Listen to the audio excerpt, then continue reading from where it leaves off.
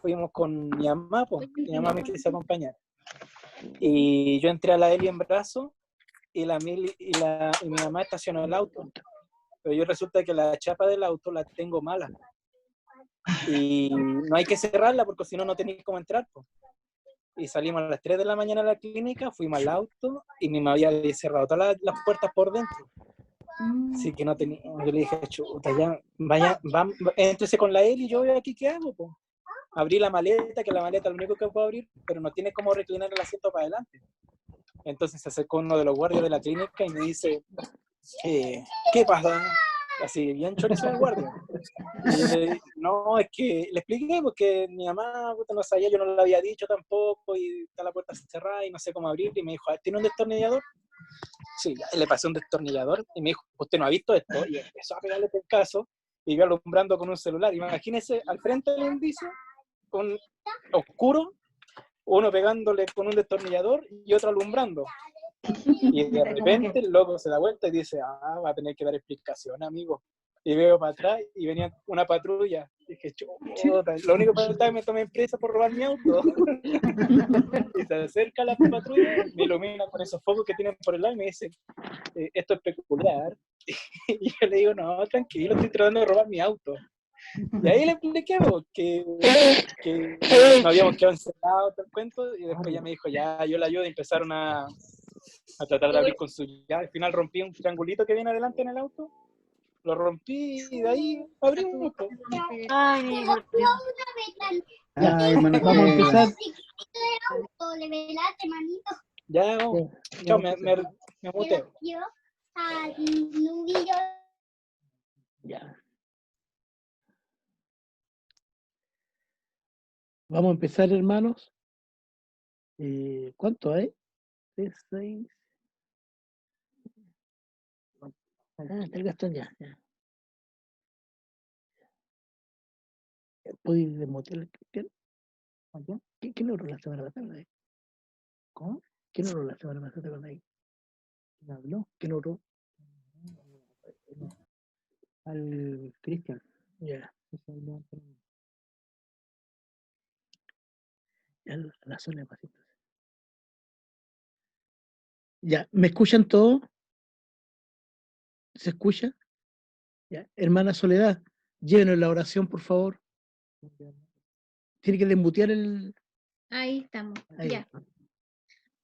Padre bueno, bondadoso Señor, digno eres de gloria, de honra y de toda alabanza. Aquí, Señor, nos reunimos en esta hora, en el nombre de Jesús, confiando, Señor, en que tú estás en medio nuestro. Amoroso Dios, te ruego que por misericordia pongas espíritu de discípulo para aprender en nosotros y que podamos entender, Señor, lo que en esta tarde se nos va a enseñar. Amoroso Dios, ponga la comunión de su espíritu sobre nuestras vidas. Bendíganos, Señor. Dale paciencia al profesor, Dios eterno, y ayúdanos a nosotros, Padre bueno, para ser buenos alumnos. Amoroso Dios, necesitamos de ti. Necesitamos, Señor, la inteligencia, la sabiduría, la comprensión.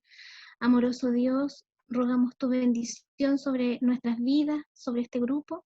En el nombre de Jesús, nuestro Señor y Salvador. Amén. Amén. Gracias. Bueno, vamos a ir a la lección de hoy día, pero antes de eso, quiero saber si hay alguien que desee compartir lo que averiguó de la Septuaginta. ¿Alguien que lo quiera leer? ¿Un voluntario, voluntaria? Ya, mi hermana María. Bien. Tiene que desmutearse primero. Ahí sí. La Septuaginta, sí. Septuaginta es la palabra latina que significa 70. Es una traducción de la Biblia hebrea y algunos textos relacionados del griego koiné, lengua común de la Grecia clásica basada en el dialecto ático o Atenas. La versión en griego del Antiguo Testamento, llamado Septuaginta, constituye una de las fuentes más importantes para entrar en la antigüedad de las Sagradas Escrituras. Fue reconocida por la naciente Iglesia y leída con la devoción a las revelaciones de Dios. Es una fuente privilegiada para conocer las versiones palohebreas o antiguo hebreo venerada por el pueblo de Israel en épocas anteriores a Jesús, incluso leída por los rabinos y maestros, también estudiada por el mismo entorno del Salvador. La Septuaginta conforma el grupo de la fuente veterotestamentaria, junto con los manuscritos bíblicos del Qumran, el Pentateuco samaritano y la Peshitta. Traducción del Antiguo Testamento del hebreo al idioma siriaco. La llamada Biblia hebrea o versión masorética es posterior. El diminutivo de Septuaginta es LXX, que significa 70. Es lo que tengo. Muchas gracias. Nos queda claro, ¿no es cierto? Esa es la Septuaginta. A mí sí. La importancia de esta versión es que son los antiguos manuscritos hebreos que pasaron directamente al griego. El hebreo en un tiempo se dejó de leer, de entender, pero el griego siguió siendo de uso común. Entonces esa fue una cosa muy buena de parte de Dios, de que, entre comillas, se salvara el Antiguo Testamento a través del griego, ¿no? ¿Alguien desea compartir con nosotros la Vulgata Latina? Yo lo leo, mi pastor. Ya. Vulgata Latina. Para muchos estudiosos, la Biblia Vulgata Latina es uno de los textos oficiales de la Iglesia, señalando incluso que es la traducción bíblica más importante de la historia después de la Septuaginta. La Vulgata es una traducción de la Biblia hebrea y griega al latín, realizada a finales del siglo IV, en el año 382 después de Cristo aproximadamente, por Jerónimo de Estridón, a solicitud del Papa Dámaso I, quien vio la necesidad de compilar las diversas traducciones latinas en una edición oficial y mejorada. Jerónimo servía a Dámaso como su secretario y traductor. La Antigua Latina o Vetus Latina es el nombre colectivo dado a los textos bíblicos en latín que fueron traducidos desde la lengua griega. Estas compilaciones datan de alrededor del 150 después de Cristo, pero tiene limitaciones definidas porque fueron basadas en la Septuaginta. La Vulgata Latina, en cambio, es considerada como más valiosa porque retrocede hasta el original hebreo. Jerónimo pasó del 390 al 405 después de Cristo, poniendo el Antiguo Testamento en latín directamente del hebreo. Primero tradujo Samuel y Reyes, después los Salmos, que previamente él había revisado 2 veces. Luego vinieron los profetas y Job, seguidos de Esdras y Crónicas, y finalmente los libros restantes del Antiguo Testamento. También corrigió el Nuevo Testamento y para esto Jerónimo revisó la Antigua Latina existente. Pero además revisó los manuscritos griegos. Vulgata Latina significa edición divulgada o edición común. A comienzos de la Edad Media y en los siglos siguientes, la Vulgata tuvo mayor popularidad que las otras traducciones. Esto fue lo que pude recabar de información. Ya. Tenemos la Vulgata Latina. Este es importante, hermano, porque tal como dice mi hermano Cristian, lo que leyó él ahí, se trata de una recopilación. Si ustedes se fijan, gente que trata de recopilar desde los originales hebreos. Vamos a la última, que es la Peshitta. ¿Alguien tiene algo investigado de la Peshitta que quiera compartirlo? Yo lo leo. ¿Quién te dice eso? Ya. El Esteban. Ya. Una de las versiones más antiguas de la Biblia, escrita en siriaco o arameo, es la versión conocida hoy en día como Peshitta. Después de la versión Septuaginta, la Peshitta es la traducción del Antiguo Testamento más antigua de la que tenemos referencia. El término Peshitta significa claro, directo, común, sencillo. No hay consenso en cuanto al autor y base de este texto, pero la mayoría de los eruditos coinciden en que fue una compilación hecha en el siglo V después de Cristo por Rábula, obispo de Edesa, basándose para ello en diversos textos arameos traducidos del hebreo para el Antiguo Testamento, que circulaban en esa época al oriente de Palestina, y en textos arameos, aunque ya influenciados por la traducción de los 70, que circulaban entre los cristianos desde el oriente del Tigris hasta Antioquía. Pero esto no es conclusivo ni sostenible, ya que la pechita tenía amplia difusión para esa época. Se la considera más una tradición que un hecho histórico. Sin embargo, esto encuentra fuerte oposición entre los partidarios de la primacía aramea, ya que ellos afirman que el texto pechita es la transmisión directa del mensaje del Señor a sus discípulos y apóstoles en arameo, y que estos hicieron sus manuscritos en arameo. Su base para esta argumentación es sencilla. Todos ellos hablaban arameo y dirigían sus escritos originalmente a comunidades judías arameo parlantes o a gentiles que vivían en zonas de habla aramea. Eso. Ya. Bueno, lo que pasa es que nosotros como pentecostales conocemos la Reina Valera 60 y pareciera que de ahí nos salimos, pero hay mucho más trabajo de investigación respecto a esto. Yo tuve la oportunidad de estar en 2 conferencias que dio, no me puedo acordar el nombre del hermano, pero es un hermano que se dedica a la traducción bíblica. Él había participado del equipo de la Biblia para Latinoamérica, la versión latinoamericana, y él nos decía a nosotros de que trabajaban ahí sociólogos, antropólogos, eh, teólogos, profesores de historia. Era todo un tremendo equipo el que trabajaba ahí con ellos para poder hacer las traducciones. Y él había venido a asesorar al grupo que estaba haciendo la traducción al Mapudungú, porque no es llegar y pescar la Biblia y pasarla a otro idioma, porque ya hemos visto que usted lo que tiene que transmitir es la idea que viene en el original. Entonces, él decía que no era llegar y traspasar del español al Mapudungú, había que hacer todo un trabajo, qué sé yo, y conocer el idioma. Entonces él había venido a asesorar a este equipo. Entonces, ¿por qué me quise hacer esto? Para que nosotros como que queremos intrusiar en la Biblia con un poquito más de ganas, como queremos ser un poquito más dedicados a la escritura, un poquito más profesionales, por así decirlo, de la lectura bíblica, sepamos del tremendo esfuerzo que ha hecho la gente para que tengamos la Biblia en las diferentes versiones que la tenemos.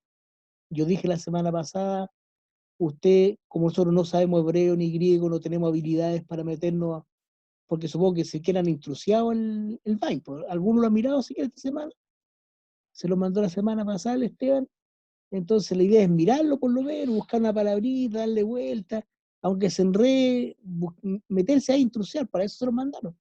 Intrusiar un ratito. Si usted miró la Strong que mandó el Esteban, no es la concordancia, es solamente un diccionario hebreo-griego, ahí no entendemos nada. Pero bueno, lo importante es que usted tiene material y le va a servir cuando usted necesite buscar, pero trate de intrusiar un poquito estos libros, eh, darle una vuelta. No sé si alguno siquiera ha mirado el libro clave de la interpretación bíblica que estamos siguiendo como texto. Se supone que usted debe ir leyendo a la medida que yo les mandé por ser ayer, que son los textos, los contextos. Entonces usted lee sobre el contexto, cosa de estar más metido en esto. Esa es la idea de estos cursos, ponernos un poquito más quisquillosos con la escritura, que nos despierte el interés en aprender algo nuevo, que nos nazca interés en entender un poquito mejor la palabra. Eso se trata. Aquí no se trata de ser maestro de la Biblia, no se trata de ser maestro de la escritura, porque no lo vamos a hacer nunca, a menos que uno de nosotros destape, ¿no es cierto?, y aprenda griego, hebreo, latín, y después nos dé clase. Bueno, sería re bueno, pero lo más probable es que nos quedemos como amateur, pero usemos la herramienta que estamos aprendiendo, ¿ya? Entonces pasemos a la lección de hoy día sobre el contexto. Vamos a buscarla por ahí.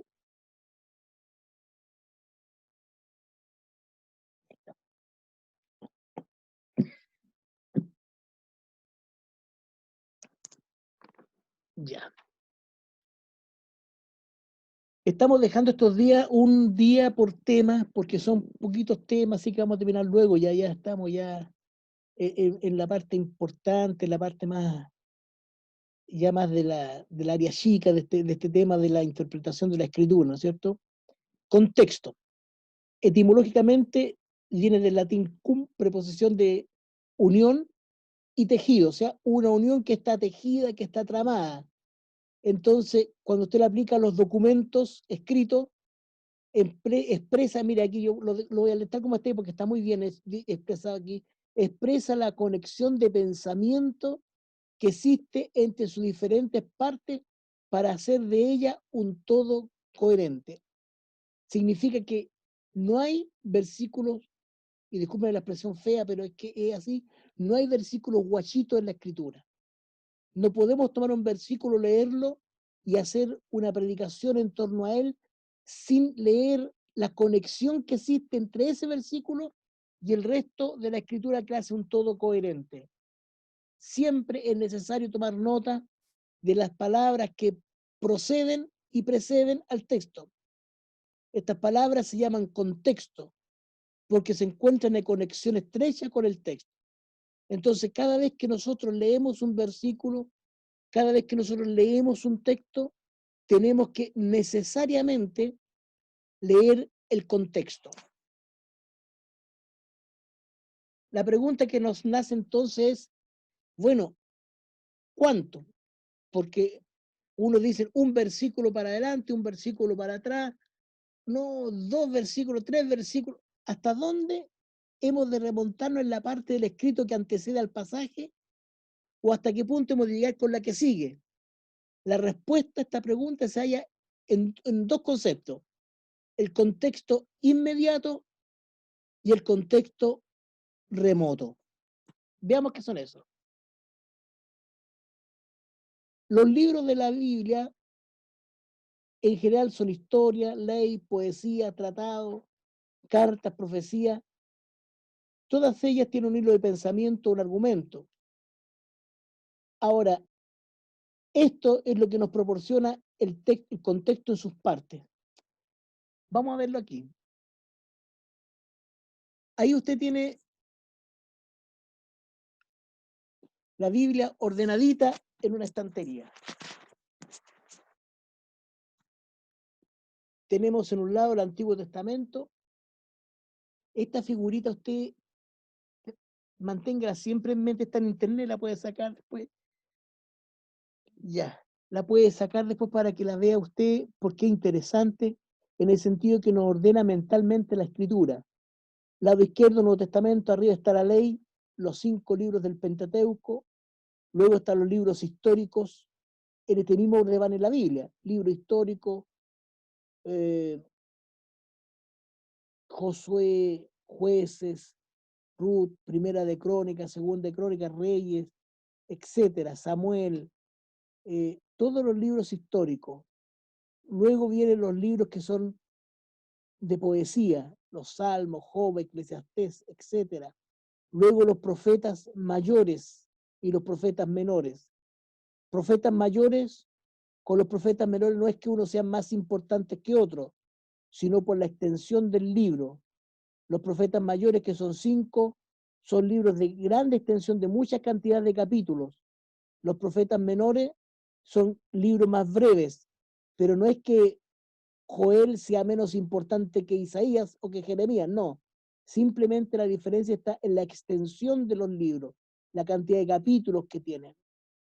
El Nuevo Testamento es más conocido por nosotros, están los evangelios, que son 4 evangelios, 3 de ellos se conocen como sinópticos porque van paralelo uno al otro, no así el de Juan que va más separadito.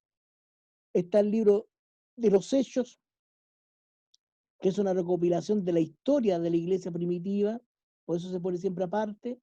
Están las cartas paulinas, están las cartas universales, que son de los diferentes apóstoles, y está el libro de profecía, que es el Apocalipsis.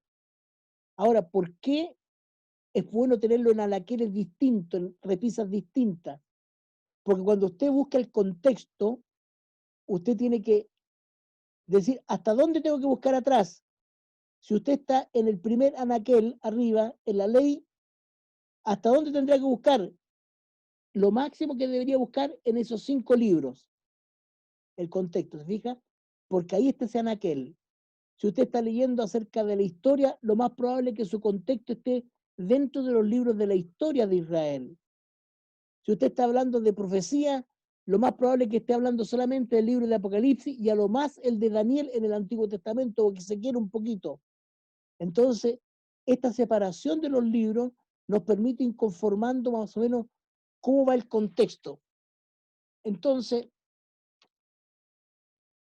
para pasar de un contexto más amplio a otro más reducido, porque usted podría tener como contexto toda la Biblia, o podría tener el Antiguo Testamento, o podría tener los libros proféticos, o tenía los profetas mayores, etcétera. Pero para ir de los contextos más amplios a otros más reducidos, hay que tomar en cuenta el propósito que el autor tuvo para escribir el libro. ¿Por qué?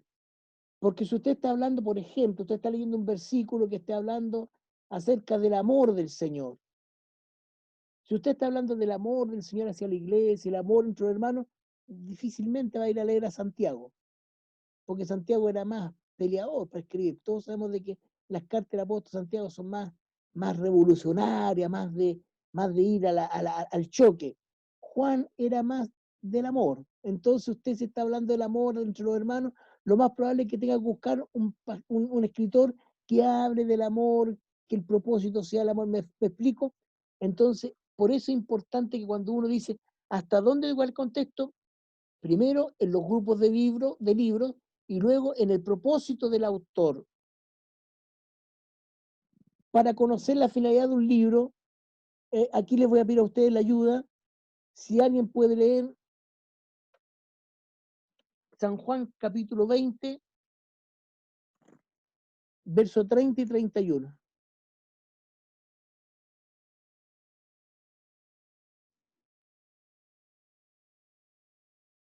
¿Quién está con la Biblia por ahí? San Juan 20, 30, 31.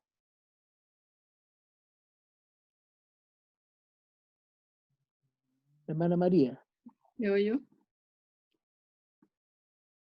Hizo además Jesús muchas otras señales en presencia de sus discípulos, las cuales no están escritas en este libro, pero estas se han escrito para que creáis que Jesús es el Cristo, el Hijo de Dios, y para que creyendo tengáis vida en su nombre.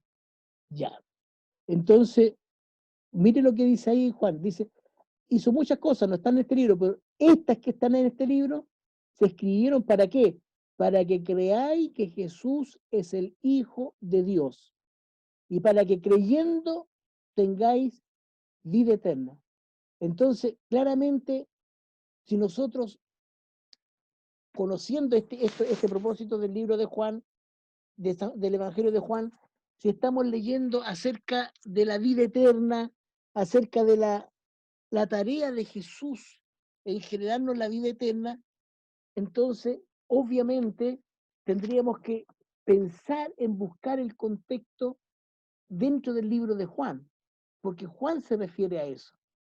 ¿Me explico? Entonces, uno tiene que aprender más o menos, decir, hasta dónde buscar, cuál es mi límite. El Evangelio de Juan se refiere y está escrito para que nosotros sepamos que Él trajo la vida eterna y que a través de Él podemos tenerla nosotros. Miren lo que pasa con Segunda de Pedro 1, del 13 al 15. No, deja a la gente más. ¿Alguien puede leer Segunda de Pedro 1?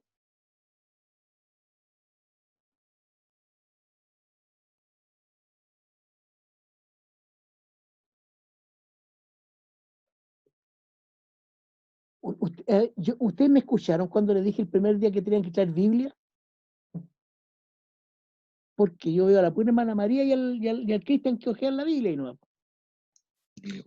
Ya, mi pastor, ¿uno cuánto? 1 Segunda de Pedro 1, 13 al 15. Ya dice, pues tengo por justo, en tanto que estoy en este cuerpo, el despertaros con amonestación, sabiendo que en breve debo abandonar el cuerpo, como nuestro Señor Jesucristo me ha declarado. También yo procuraré con diligencia que por mi partida vosotros podáis en todo momento tener memoria de estas cosas. Ya.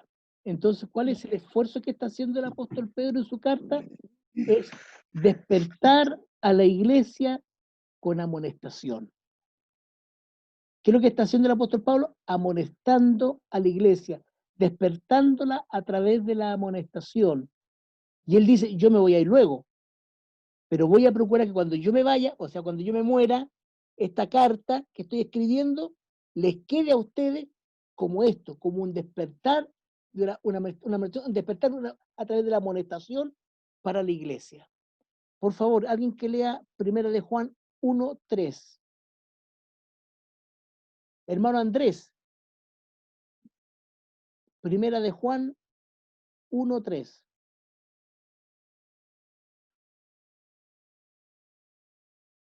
Tiene que desmutearse.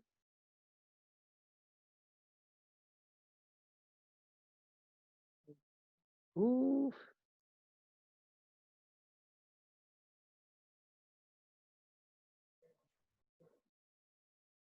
Gemita, mientras tanto busque Judas 3. Ay, iba a leer ese. Ya, El usted primero. ya, pero espérese un poquito. Vamos a dejar al hermano Andrés que encuentre. Tiene que desmutearse, hermano. ¿Te voy a desmutear? Sí. Ya. Primera de Juan 1 al 3. 1. Primera de Juan 1, 1, versículo 3. versículo 3. Ya. Lo que hemos visto y oído, eso os anunciamos, para que también vosotros tengáis comunión con nosotros. Y nuestra comunión verdaderamente es con el Padre y con su Hijo Jesucristo. Ya, entonces, ¿de qué está tratando de comunicar Juan en la primera carta universal? La comunión entre los hermanos, la comunión con el Hijo. Hermana Jevita, Judas, por favor. 3.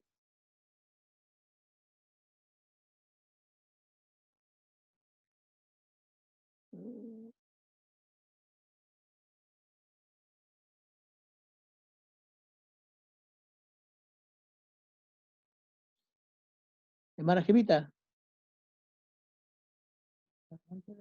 Tiene que desmutearse.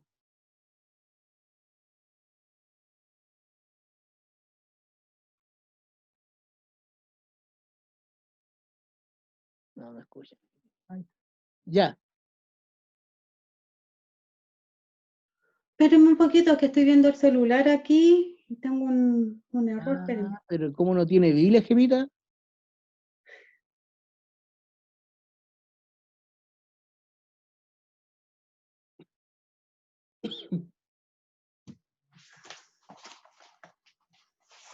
Sí la tengo, pero que el celular es más rápido. No, sí, re rápido. Llevamos como 1 hora esperándola. Menos mal que rápido.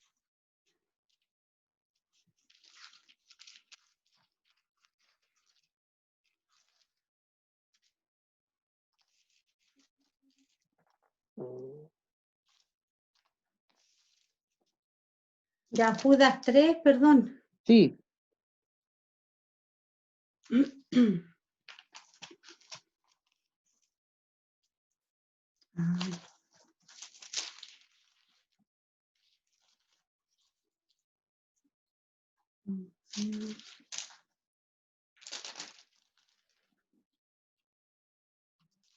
El versículo 3, Gemita.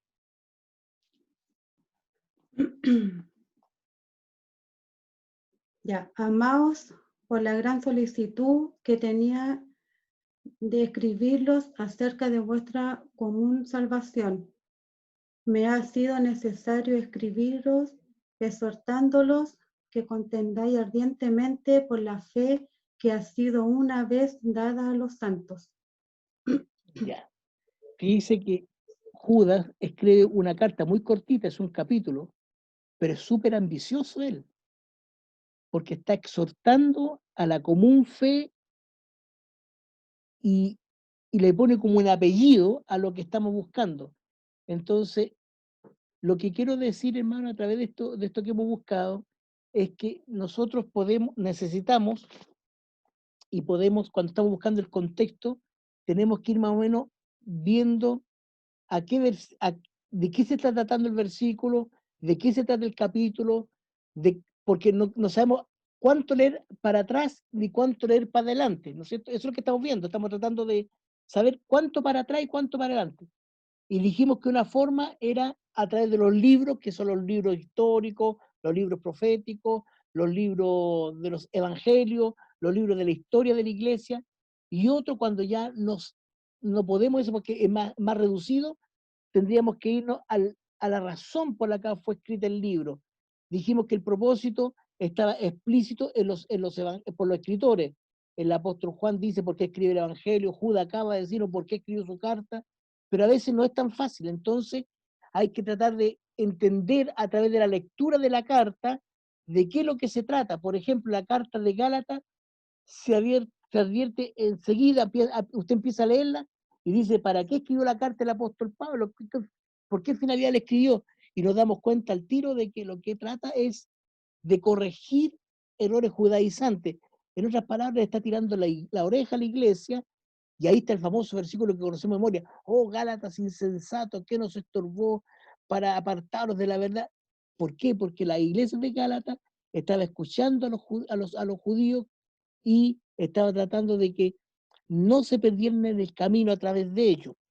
Otro ejemplo, la carta a los hebreos. ¿Qué es lo que es la carta a los hebreos? Es una carta que se escribió a los judíos de la diáspora, los que no están en Jerusalén, los que están en diferentes ciudades, son creyentes, pero son creyentes que todavía les queda la antigua religión. Todavía como que, pucha, lo atraen los sacrificios, lo atrae un poco este rito hebreo, lo atrae un poco los mandamientos de Moisés. Entonces, lo que hace el escritor de Hebreo es demostrarle que Cristo está por sobre todo lo creado, por sobre todas las sagradas instituciones de Israel. En otras palabras, Jesús está por sobre los ángeles, Jesús está sobre Moisés, Jesús está sobre los sacrificios, Jesús está sobre todo. Ese es lo que está tratando. Cuando usted dice, mira, yo estoy leyendo esto, debe estar aquí en lo hebreo, entonces, porque los hebreos trata de esto. Ahora, ¿cómo se conecta el texto que estamos leyendo, el versículo que leemos, con el contexto inmediato, el que está pegadito arriba y abajo, en forma lógica? ¿Cómo es eso? Cuando las ideas del texto aparecen engarzadas en la línea del pensamiento de toda la sección. Entonces, ¿cómo ustedes saben cuál es el contexto? Cuando la lógica de la lectura lo lleva a los versículos, hasta unos versículos más arriba y unos versículos posteriores. Entonces, esa es una conexión lógica, cuando la lógica del texto nos permite unir el versículo que estamos leyendo con los anteriores y los posteriores. Otra forma de unión es la histórica. Por ejemplo, aquí el libro te da un ejemplo. Si yo le hablo a ustedes sobre San Juan capítulo 1, San Juan capítulo 1, perdón, capítulo 9, del 35 al 38, y leemos esa parte, esa sección, vamos a encontrar a Jesús conversando con el ciego de nacimiento. Y usted dice, pero ¿de qué está hablando este? ¿Qué están hablando? No entiendo qué están hablando. Pero para entender toda la historia, como es una conexión histórica, la conexión, leemos los versículos que anteceden, que son del 1 al 34, y entendemos de que Jesús sanó al ciego, y luego los fariseos, los escribas, los saduceos, empiezan a atacar al ciego porque fue sanado en día de reposo, y Jesús conversa con él después. Entonces, ¿pero qué están hablando? Para entender lo que están hablando, tenemos que seguir la historia de lo que pasó en los primeros versículos. ¿Y cuál es la historia que pasó? Que Jesús a este hombre que estaba ciego lo había sanado. Entonces ahí hablamos de una conexión histórica, cuando un versículo se conecta con los que están antes o después de él a través de una narrativa, de una historia que se está contando en la Escritura. Y una tercera es teológica. Esta parte es cuando el contenido forma parte de doctrinal. Por ejemplo, la carta a los Gálatas, la carta a los, sobre todo en excelencia, la carta a los Romanos es una carta muy doctrinal, es una carta de enseñanza a la iglesia. Entonces, ¿cuál es el contexto? Veamos lo que está enseñando. Si está enseñando, por ejemplo, sobre el matrimonio, bueno, es ver dónde empezó a hablar del matrimonio y dónde termina de hablar del matrimonio. Y ahí tenemos el contexto cercano de ese versículo que hemos leído. Si está hablando de la resurrección de los muertos, bueno, ¿dónde empezó a hablar de la resurrección de los muertos? ¿Dónde termina a hablar de la resurrección de los muertos? Ahí tenemos el contexto desde el punto de vista teológico. La conexión del contexto con el versículo es a través de la doctrina que se está enseñando.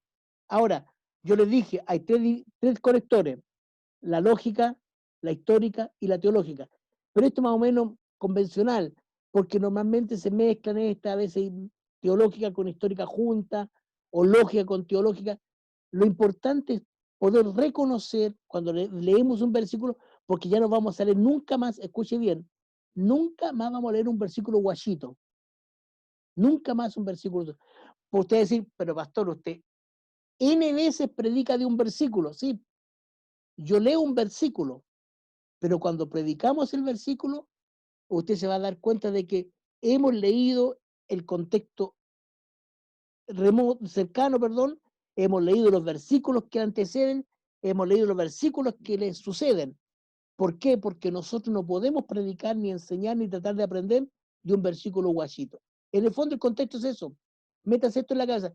No, usted no puede leer un versículo y pretender que estamos felices. Entonces cuando la gente dice, yo leo aunque sea un versículo, sí, pues puede leer un versículo, pero si usted quiere entender el versículo, ya tiene que saber que tiene que leer el contexto. El cercano, que él está cerquita, y el remoto, que puede estar bastante lejos.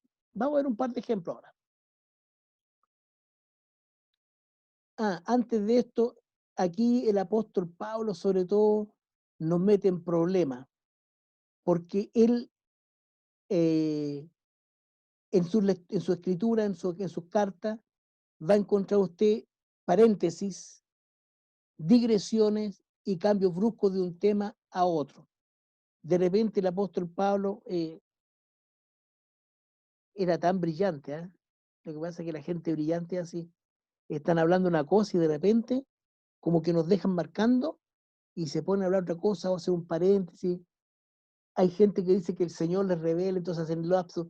Yo he escuchado muchos testimonios de gente que está predicando y en medio de la predicación dicen, y tú deja ese pecado de adulterio y conviértete a Cristo, y siguen predicando. Pero ahí estamos hablando de una intervención divina en la predicación. Estas que estamos hablando ahora son cuando el apóstol Pablo está escribiendo una carta y está escribiéndola y de repente se le viene una idea y la mete ahí. Después, hoy día nosotros borramos en el computador nomás, pues usted o lo corta, lo pone en otro lado y dice, después lo uso, y la deja ya esa idea. Pero ahí cuando usted tiene una carta escrita ya más de la mitad, por mano, iba por allá, no sé, por la séptima hoja, y de repente escribió en un pedacito, yo creo que lo dejaban ahí nomás, y esos son paréntesis. Entonces usted va a encontrar, sobre todo las cartas paulinas, las cartas de los Corintios son famosas por tener paréntesis. De repente usted está leyendo, pierde la idea y después la vuelve a encontrar más abajo. Ahí hay una paréntesis, hay una digresión, cambio brusco de un tema a otro. En esos casos, el hilo del pensamiento del autor parece romperse, entonces usted ya no puede buscar el contexto en los versículos que están anteriores y posteriores. Va a tener que saltarse esa digresión, va a tener que saltarse ese paréntesis para volver a encontrar el hilo de la conversación que trae el apóstol. Bueno, eso es lo que estaba explicando ahí recién, que tiene usted que ver bien dónde cortó el hilo de la conversación que traía a través de la lógica, ¿no es cierto? Y otra cosa es que, por ser nosotros, ¿qué hacemos? Tomamos la Biblia y decimos, voy a leer todo este pedacito que está aquí. Como está por tema, la Biblia que está separada por tema, entonces este es un barniz de cultura para todos nosotros que vamos a ver aquí, porque a veces nosotros no es tan fácil como decir, ya voy a leer todo el pedacito de la curación del cojo, voy a leer todo porque mire, la Biblia cuando escribió el apóstol Pablo sus cartas, Paulina, él no le puso ninguna división. Era un manuscrito completo. Entonces, a alguien se le ocurrió que era más fácil leer si lo estábamos separados por capítulo. Entonces, la primera que separó fue la Vulgata Latina, la primera versión dividida en capítulos, fíjense que en el siglo XIII, y luego se hace en el 1227, lo traja otro dice que fue el obispo Langton de Canterbury, en el 1227, o sea, ahí recién se empiezan a meter los capítulos a los diferentes libros de la Biblia. El Antiguo Testamento fue fraccionado en modo análogo por Mardoqueo Nathan en 1495, y el Nuevo Testamento en 1551. Y ahí, recién en el 1551, colocaron la numeración de los versículos en el margen del texto. Es decir, que la escritura, cuando la primera, cuando la escribió el autor original, no venía ni con capítulo ni con versículo. Entonces, cuando nosotros decimos, voy a tomar este pedacito que está, es una separación que alguien hizo. Y podría tener errores porque fue hecho por una persona, con la mejor intención, con todos los cuidados de Dios, pero podrían haber errores. De hecho, los estudiosos bíblicos le encuentran errores a estas divisiones que trae la escritura. Consideran que los cortes no fueron bien hechos, que algunos cortes habrían pasado a otro capítulo. Ya ese es tema de gente que le gusta estudiar y que son más estudiosos que nosotros, pero nosotros sepamos de que no es del todo confiable tomar los pedacitos de la escritura que vienen separados, porque eso fueron por el 1500 puesto, antes no estaban ni siquiera puestos. Veamos esto. Por favor, busquen este pasaje, 1 Corintios 2:9. Tienen que buscarlo, hermano.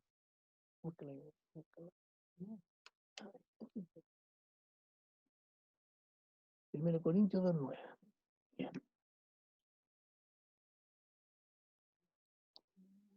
2:9.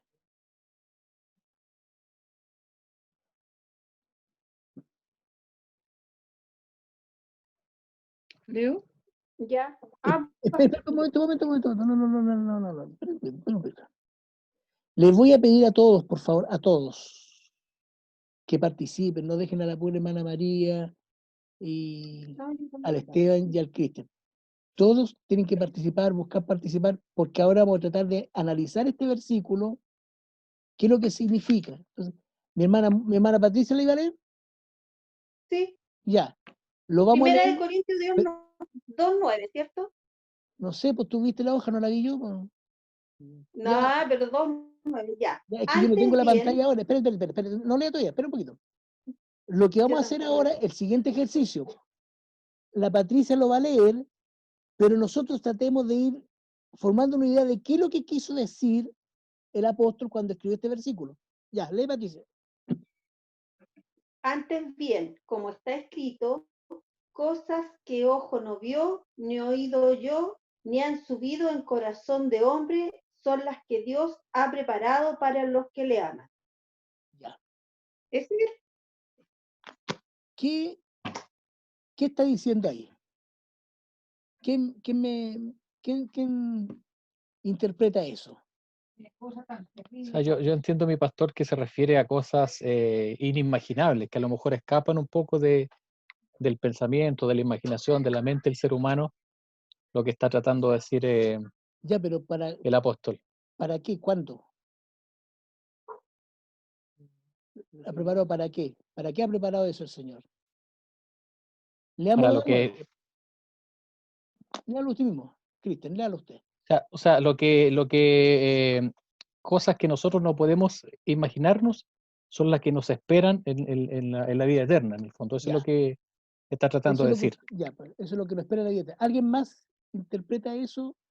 ¿Le suena lógico lo que dice Cristian o no? Sí. Alejandra, ¿te suena lógico lo que dijo el hermano Cristian? si uno lo escucha así en primera instancia, sin analizar el contexto, sí, me suena lógico. Suena lógico. Pero lo que estoy haciendo es revisando el contexto. Ya. Escúcheme. Lea, por favor, ahora alguien el versículo anterior. Héctor, léete el versículo anterior, por favor. Sí. Ya dice, la que ninguno de los príncipes de este siglo conoció, porque si la hubieran conocido, nunca habrían crucificado al Señor de la gloria. O sea, lo que De está gloria. hablando, le está hablando a quiénes? A los príncipes de este siglo, a los que estaban ahí en ese tiempo, los contemporáneos de los receptores de la carta. Sí. Alejandra, léete tú el que sigue. ¿El anterior o el posterior? El posterior, pues, el posterior, el que sigue al que leímos. A ver, 10. Pero Dios nos las reveló a nosotros por el Espíritu, porque el Espíritu todo lo escudriña, aún lo profundo de Dios. Ya. ¿A quién se la reveló? A nosotros. ¿Y quiénes son nosotros? Los contemporáneos del escritor bíblico. Por tanto, mire lo que está diciendo, si usted lee para arriba, si usted lee del primer versículo, no se está refiriendo a cosas que nos están esperando en el cielo, sino a las maravillas que hoy día estamos viendo, a la revelación del Evangelio. Estas cosas que ojo no vio, ni oído yo, es el Evangelio, la gracia. Porque acuérdense que ellos, los judíos, venían de una ley,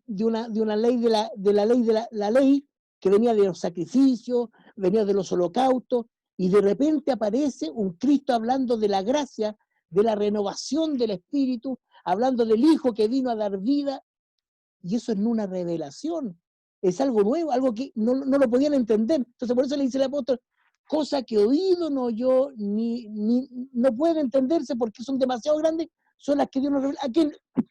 Las reveló a nosotros, a los contemporáneos. Entonces ahí tiene un versículo que si nosotros lo leemos solito, guachito, es lo que dijo mi hermano Cristian. Cualquiera de nosotros diría, claro, se habla del cielo, cosas que oído no oyó, que ojo no vio, obviamente está hablando del cielo. No está hablando del cielo. Está hablando de la gracia del Evangelio, de la virtud del Evangelio, está hablando de la esencia del Evangelio, de la esencia salvadora del Evangelio, que fue revelada ¿a quién? A nosotros, dice. Que el Señor nos bendiga. Esta es la gracia, hermano, del contexto.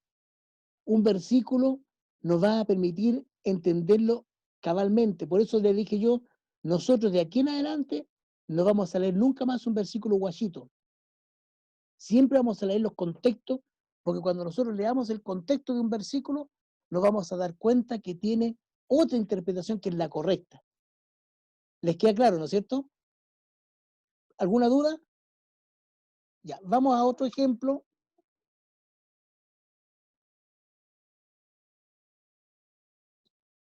Vamos a ir a otro ejemplo. Juanito, ayúdame. Se me mandó a cambiar mi ayudante. Ay, Juanito.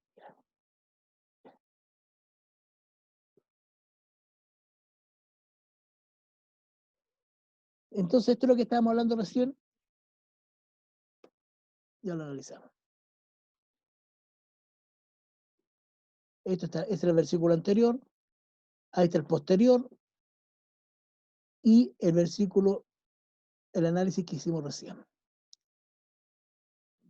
Veamos otro ejemplo de contexto. Colosenses 1:15. Colosenses 1:15.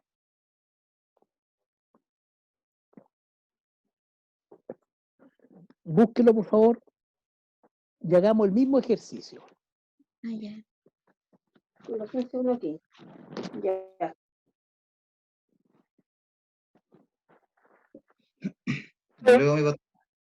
Ya, espera un poquito. Hay que ponerme mi oído.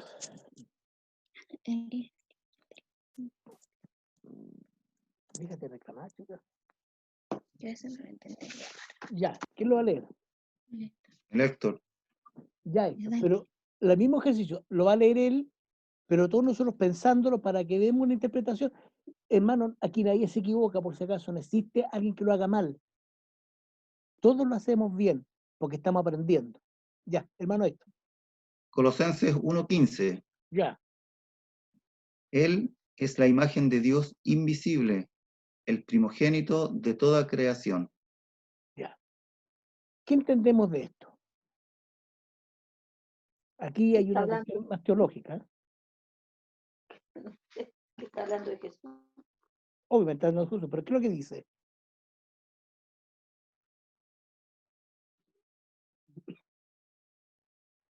Que el primero de todas. Nada. Pati, ¿qué dijiste? No, porque el primero de todos los demás, o sea, de que él no está. Para participar en la Él empezó algo que bien, después seguimos nosotros. Es el primero de toda la creación. Voy a hacer una pregunta. ¿Ustedes son trinitarios, no? Sí. ¿Son trinitarios o no? Si son trinitarios, Ellos creemos... se crearon a Jesús primero y después el Espíritu. Ya, cállate ahora. Mira desordenada. Tú me dijiste que crearon a Jesús primero y después al resto. Y está bien, eso es lo que dice ahí. Pero la pregunta es, ¿ustedes son trinitarios? Sí, pues el Espíritu Santo. Si somos trinitarios, ¿qué creemos nosotros? El Espíritu Santo. No, eso no es ser trinitario. Ser trinitario es que creemos en Dios Padre, Dios Hijo, Dios Espíritu Santo. Y Dios Espíritu Santo. Sí, no, pero déjeme terminar, por favor. Significa que los tres son uno. Entonces, cuando usted me dice de que Jesús fue creado, y lo dice ahí, entonces quiere decir que Jesús no es Dios, porque fue creado. Entonces, hay ese versículo se interpreta justamente, lo usan los enemigos de la Trinidad para decir, Jesús fue creado, porque es el primogénito de la creación. Por favor, si me pueden leer los versículos que siguen. Pero fue que ha creado a imagen y semejanza de Dios. ¿Quién? Jesús. No, pues el hombre fue creado en imagen y semejanza de Dios. El mejor testigo que he escuchado hoy día.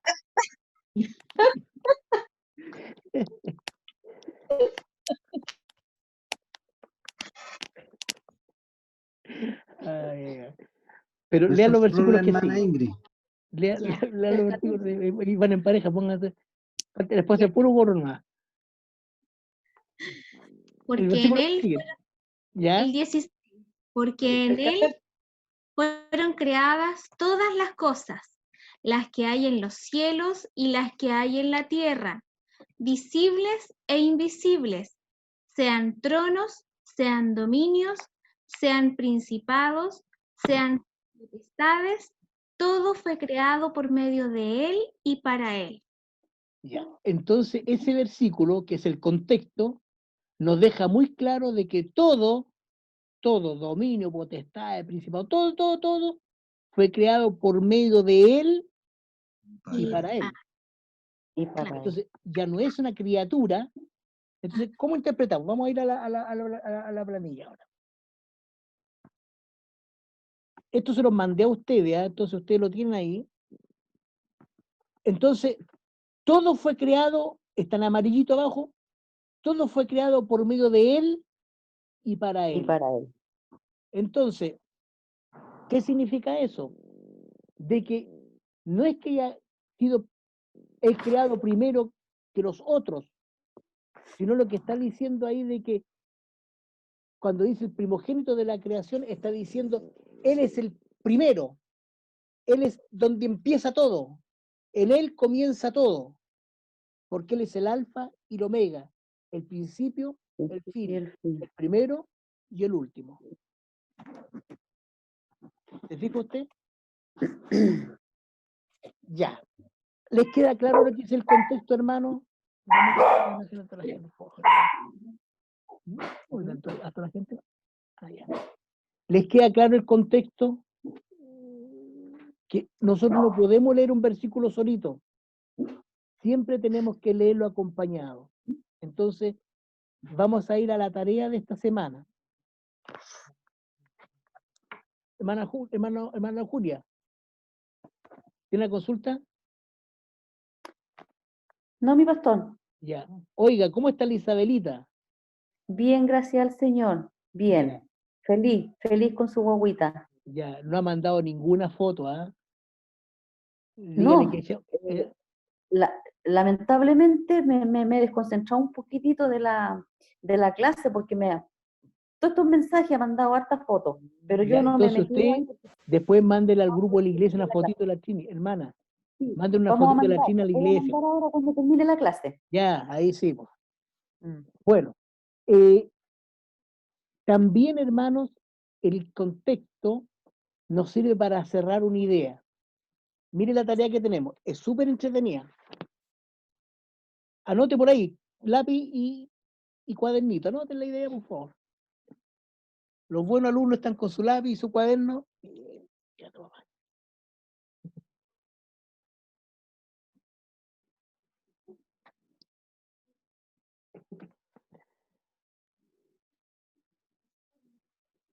En Génesis 37:28.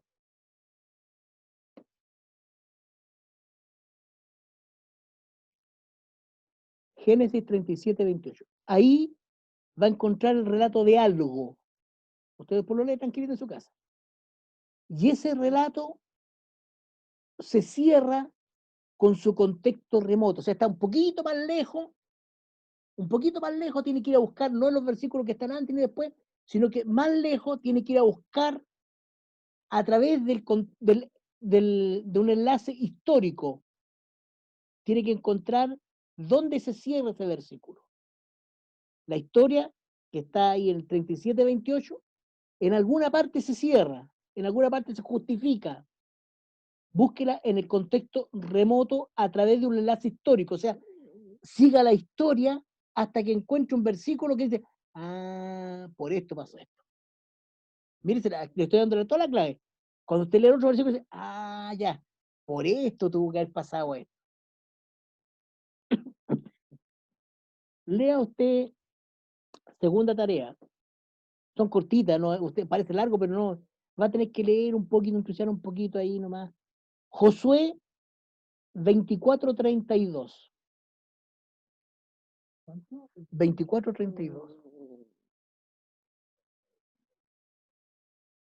Lo voy a buscar aquí, porque me parece que está seguro que. Josué 24:32. Es para saber si estoy bien el número o no. Ya, y ese tiene que buscar ahí al revés. Aquí se está cerrando una historia, en el otro está empezando una historia.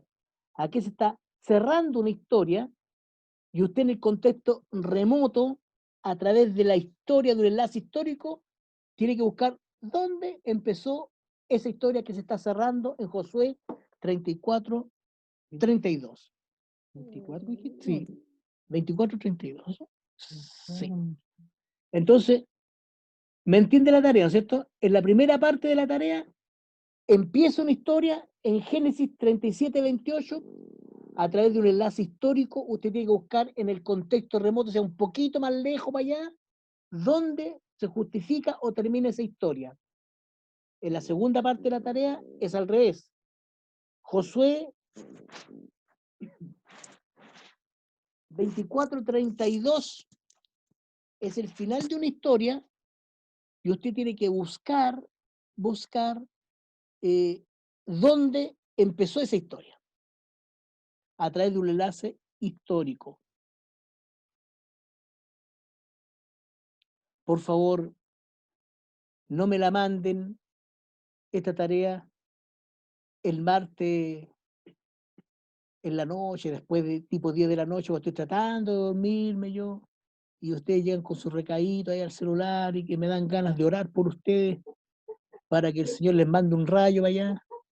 No, sean amorosos conmigo, mándenmela de día, pues mándenmela el otro día a las 11, 12 de la noche.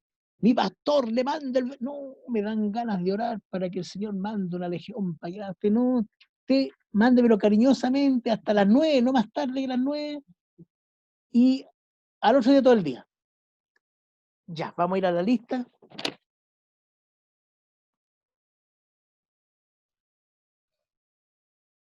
¿Qué hora es? No está bien. Tercero del tiro, fácil.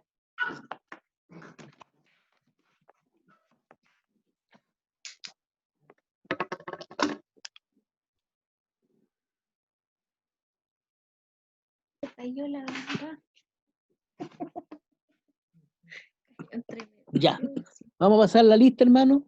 El hermano Gastón estaba por ahí. Ahí se muestra el dedo, así que. Hermano José Bastien, no, está ocupado ser papá. Hermano Luis Campos, ¿está el hermano Luis o no? No sé si ha llegado a la Anda con el casa. babero. Ya. La Isabelita está ocupadísima. El hermano Eduardo. No. No, si el Eduardo con la Macarena están haciendo un asado para celebrar al sobrino, a la sobrina. Se están chupando ya. El hermano Andrés, ya, sí. Hermano Fernando se andaba por ahí. Aquí. El Esteban también estaba ahí. El Juanito estaba aquí. El hermano Héctor. La hermana María estaba. La hermana Patricia. La hermana Mónica. La pastora. La hermana Julia estaba. La Gemita estaba. ¿Quién viene ahora? La Yamili. Vamos a disculpar hoy día porque anda de mamá. Alejandra Rosa. Está aquí al lado mío. Sí. Alejandra Rosa estaba ahí. Hermano Cristian estaba, se tuvo que retirar. La hermana Ingrid. La Soledad estaba. Uno. La Soledad Vega. La hermana Macarena no estaba, estaba en el asado. La hermana Pilar sí estaba. La hermana Rosita. Presente. Ya. Ahí estamos, hermano. Ya. Yo espero de verdad, hermano, que haya sido útil la clase de hoy día. ¿Ah? Es una clase bien interesante, ¿ah? Es muy interesante, hermano, porque nos enseña a leer la Biblia. ¿Ves? Esto es lo que queremos lograr. ¿Qué queremos lograr? Primero, conocer la Escritura. Hay versículos oscuros en la Biblia, ¿no es cierto? Que cuesten. No. ¿Te acuerdas que lo estudiamos? Que había los versículos oscuros, que era complicado entender, que era difícil. Y cuando un versículo es oscuro, normalmente es ¿por qué? Porque tiene palabras complicadas.